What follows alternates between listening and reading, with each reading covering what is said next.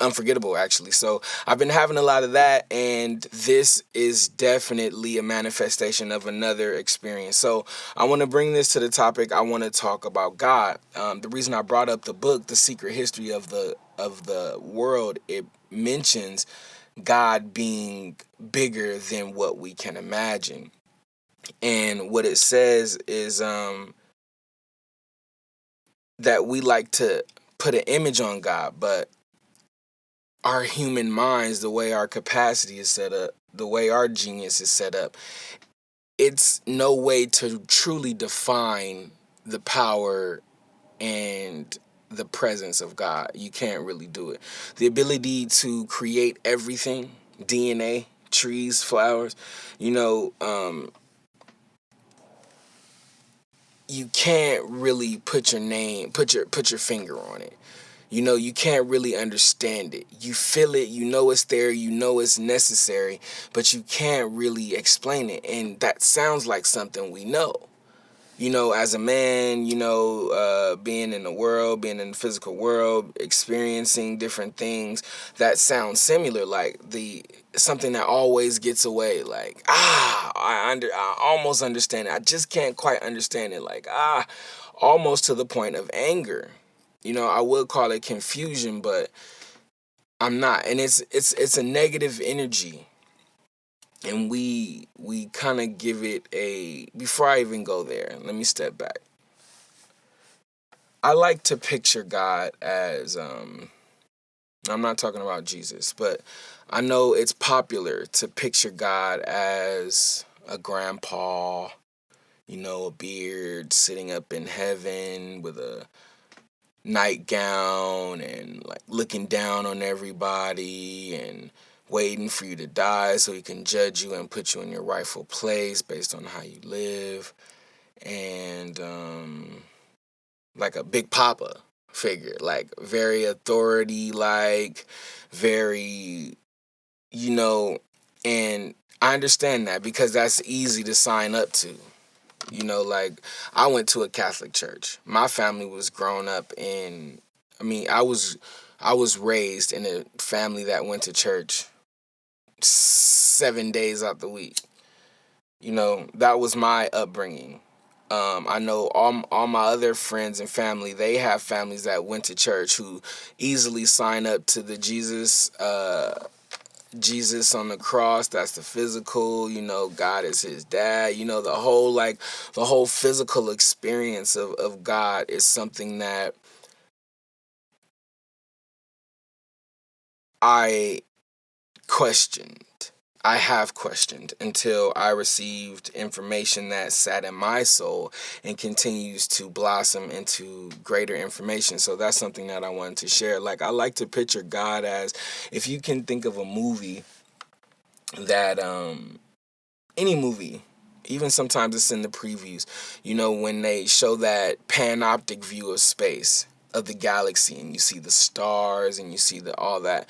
I like to picture God as that gas, that powerful moving black emptiness that's the background to everything. The background to the stars. It's like, but it likes to sit in the background of everything. That's how I like to picture God. Like the subconscious, it sits in the back of our minds. It sits in the back of our spirits.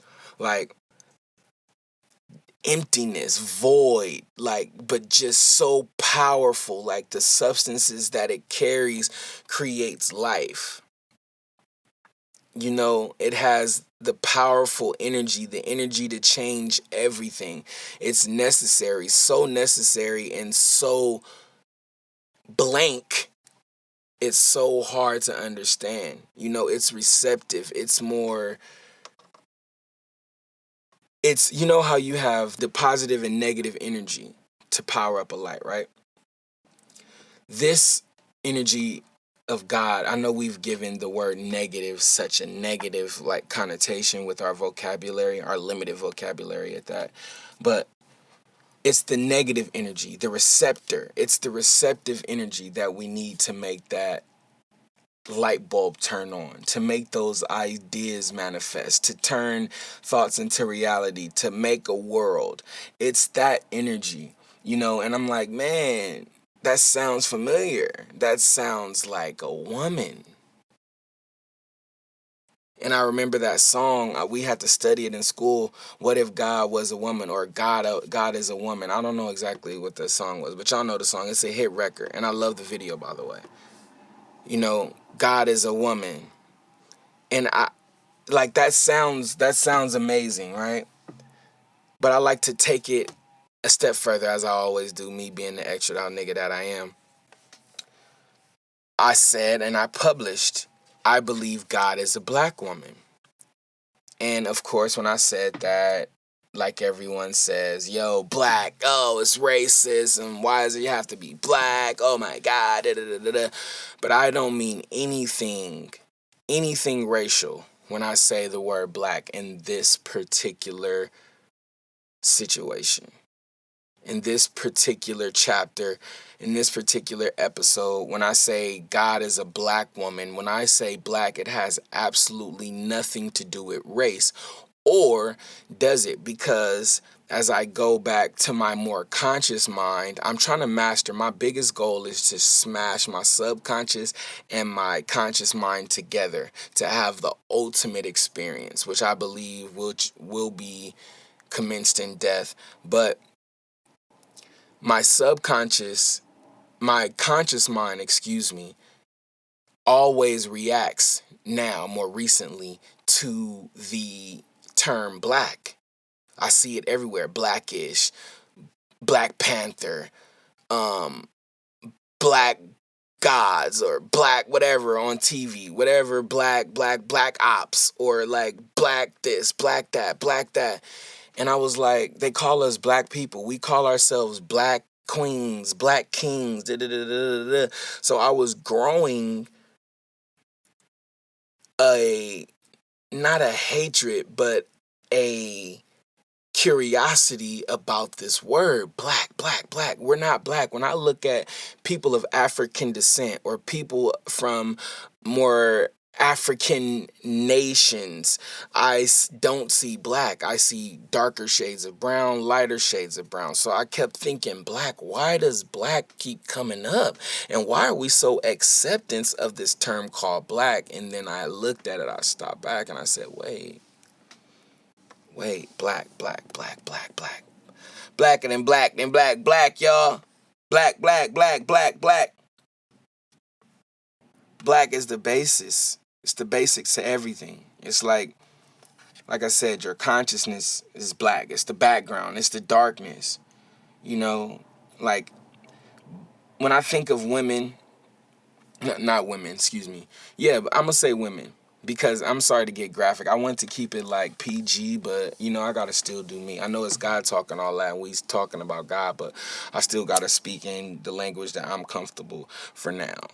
But when we think of let's just think about women and God. We think about God. You remember my image of God, how I like to picture God, like just being this powerful, dark space that's responsible for the creations of everything. This gas that's maneuvering through space that's so powerful. Like when I see space in the movies, that's what I think of.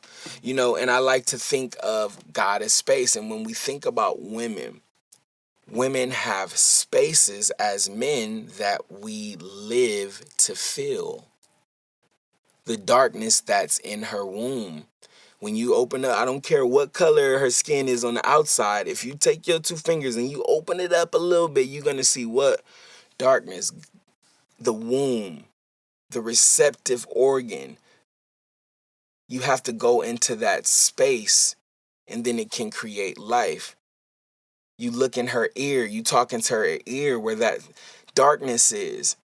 She takes your ideas, you being the positive force in this, you put your energy together with the negative, and it should come out in a child, or it should come out in a manifested great business. That's why they say get women to run your business. She doesn't necessarily have to be your wife, your girlfriend, but your mother, you know what I mean? But the feminine energy, which is crazy, Mother Nature, it goes all over the place any given time. If you understand that, if we look at that and understand that energy is so necessary It's crazy. We don't understand it. It's, it's wild. Women, But they're the perfect example, or they may be Jesus walking on earth. They may be women. Women may be one of the biggest signs of God. And so that's what I just wanted to say. I didn't want to, stir up anything. I just wanted to just talk to y'all, just bring another episode. Most importantly, I got a book coming out that I'm really working on tough. I'm really trying to guide it and direct it and make sure it stays the right way and says the right thing and gives the right image, and it isn't like half-assed. I don't want to do anything half-assed. So, when I think about this overall, basically, I don't want to like add another idol to the list or add another image to the thought of God in our brains. The comparison of a woman and a black woman compared to God. I'm not looking to put a face on God. I'm not looking to do that. One, of course, I'm looking to boost up women everywhere. Women, you are gods. That's my message to everyone. That's how we name this God Talk. I believe everybody is God because we are connected to the Most High, and we'll be a fool to chase it. So instead of chasing God, why don't we focus on God chasing us?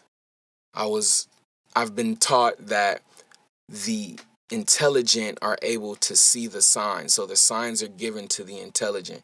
So if you see the signs and you see God there, respond. Notice what you're looking at and respond. That was my first thing to do, is just boost the thought of women, boost the thought of raising awareness of the fact that we are all gods. We're way more powerful than what we think, and there's something way more powerful than we can imagine. And then secondly, I wanted to remove this image. Like, my children go to school, and my son goes to a religious preschool, my youngest son, and they have him coloring pictures of, again, the white Jesus. Not saying Jesus is not white, that's not my battle. But what I am looking to do is to remove the face from God. We need to remove the face so we can get closer to the power and the origin and the ancient beliefs and the natural gifts and the natural things that I don't even like saying the word God, because I'm not sure if that's what I'm not sold on if that's the name or not. I like to say father. I like to say pops. That's my reference. I call him what Jesus called him or her.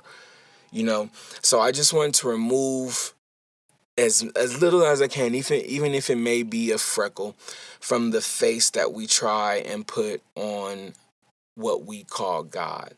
Our vocabulary can't define him. We can't name him, her.